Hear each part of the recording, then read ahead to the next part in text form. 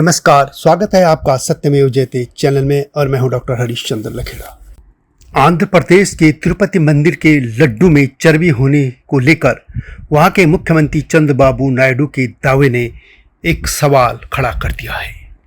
सवाल यह है कि हिंदुओं की आस्था के साथ आखिर कब तक खिलवाड़ होता रहेगा और हिंदुओं की धार्मिक भावनाओं के साथ जो खिलवाड़ होता है वह राजनीतिक मुद्दा क्यों नहीं बन पाता है।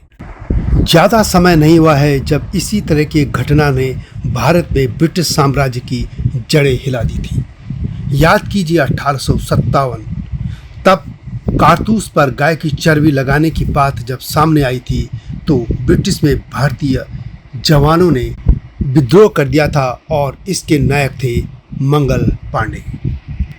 167 साल पुरानी ये घटना है, लेकिन तब से भारत आज़ाद हो गया।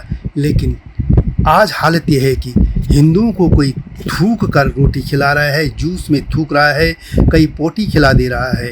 और अब तो हद हो गई जब मंदिर के प्रसाद गाय की चर्बी मिली होने की बात सामने आई है।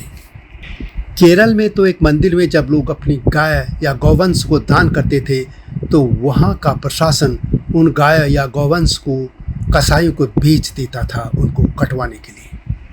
यही नहीं, बनारस में जो बाबा विश्वनाथ का मंदिर तोड़ा गया था और जहाँ पे एक मस्जिद बनी है उसमें यह बात साबित हो चुकी है कि वहाँ पर जो शिवलिंग है उस पर ये लोग 400 साल से लगातार कुल्ला कर रहे हैं, लेकिन हिंदू खामोश। हिंदुओं ने झटका तो छोड़िए, अब हलाल को ही खाना शुरू कर दिया है। लेकिन बात यहीं तक नहीं है, बहुत से हिंदू ऐसे हैं जो अब भैंस का मांस भी खाते हैं और गाय का भी खाते हैं। आखिर बात कब तक यही चलती रहेगी।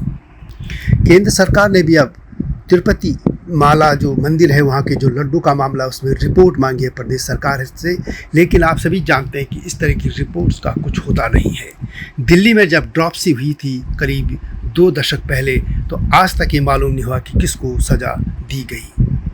तब भी सरसों के बीज में कुछ और बीज मिला दी गए थे और जिससे सरसों के तेल में मिलावट हो जाने से ड्रॉपसी का जो बीमारी थी वो सामने आई थी। भारत में लोग वैसे खाद्य के मामले में बहुत ही लापरवाह हैं। सड़कों के किनारे गंदा सड़ा गला खाना खाते हैं और कोई चूं चपट तक नहीं होती है। लेकिन हद तब होती है जब कोई रोटी में थूकता है और तब बनाता है, कोई जूस में सुसु कर लेता है। लोनी में जो दिल्ली के बगल में है गाजियाबाद में, वहाँ पे तो कुछ लोग अपनी सुसु को जूस में मिला रहे थे। अब बात करते हैं तिरुपति मंदिर की। आंध्र प्रदेश के मुख्यमंत्री चंद्रबाबू नायडू और उनकी पार्टी टीडीपी ने दावा किया है कि वाईएसआर कांग्रेस के चीफ जगन मोहन रेड्डी के सीएम रहने के दौरान तिरुपति मंदिर में इस्तेमाल किए घी के नमूनों में बीफ, मछली के तेल और सूअर की चर्बी के अंश पाए गए हैं। उन्होंने यह भी कहा, उनकी पार्टी ने, कि तब बाजार में घी की कीमत 500 रुपये किलो थी और तब पिछली सरकार ने 320 रुपये किलो की दर से बाजार से घटिया घी खरीदा था। जगन मोहन रेड्डी जो कि वाईएसआर रेड्डी के पुत्र हैं, ईसाई धर्म को मानते हैं, यानी वे ईसाई हैं। जगन मोहन का पूरा नाम येंदुगुरी संदिगी जगन मोहन रेड्डी है और वे 2019 से जून 2024 तक प्रदेश के मुख्यमंत्री रहे। इनके पिता वाईएसआर रेड्डी भी जब मुख्यमंत्री थे तब भी, यानी 17 साल पहले भी एक आरोप लगा था कि मंदिर प्रांगण में ईसाई धर्म से संबंधित एक क्रॉस से मिलती जुलती आकृति का स्तंभ लगाया गया था।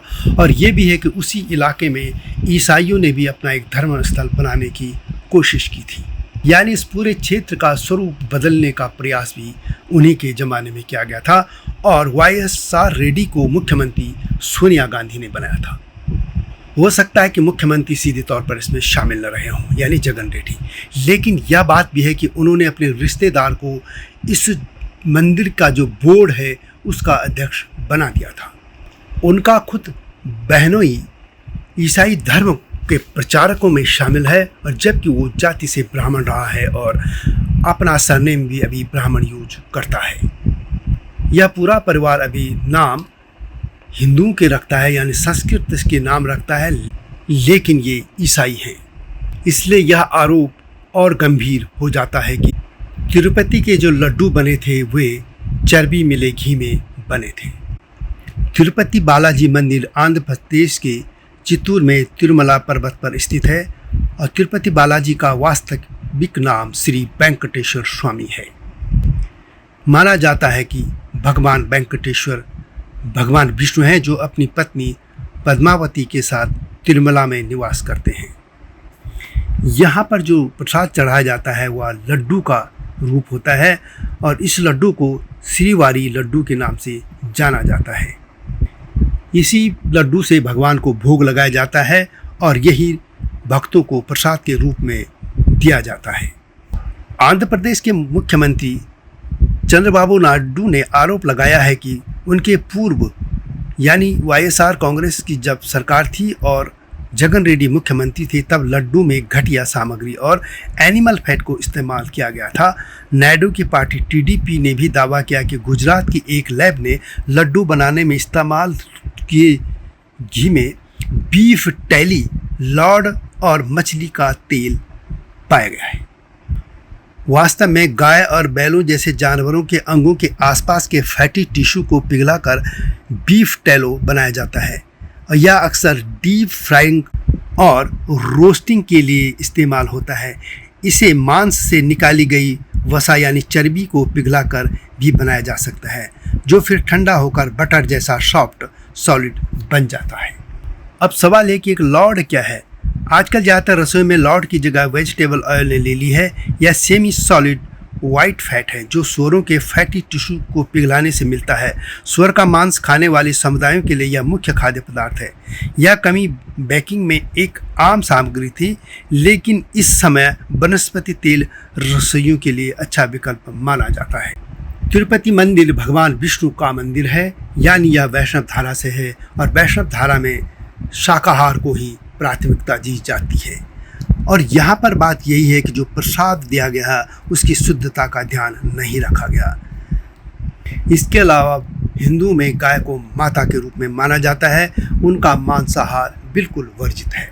लेकिन इस बार लड्डू में इस्तेमाल घी में बीफ टैलो का इस्तेमाल हुआ।